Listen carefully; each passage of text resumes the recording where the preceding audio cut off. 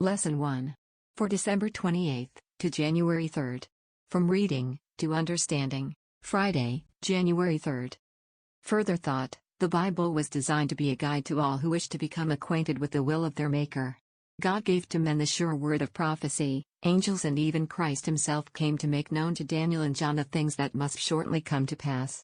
Those important matters that concern our salvation were not left involved in mystery. They were not revealed in such a way as to perplex and mislead the honest seeker after truth. Said the Lord by the prophet Habakkuk, "Write the vision, and make it plain, that he may run that readeth it."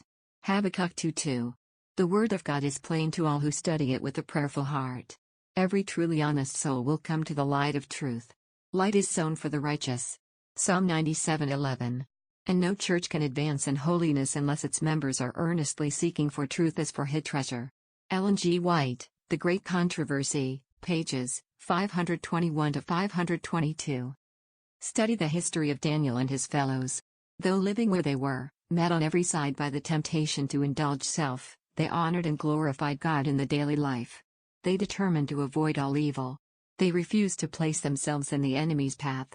And with rich blessings God rewarded their steadfast loyalty.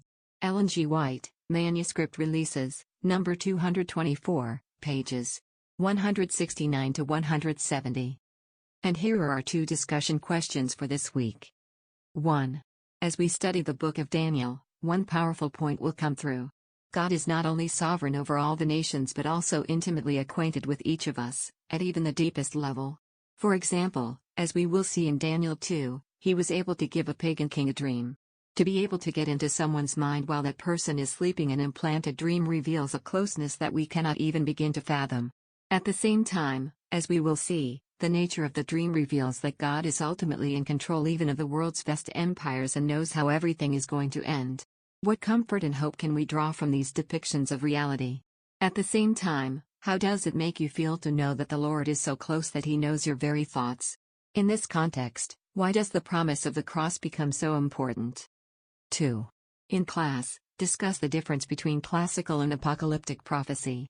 What other examples of both can you find in the Bible? This lesson was brought to you by the team at the Advent Band Ministry.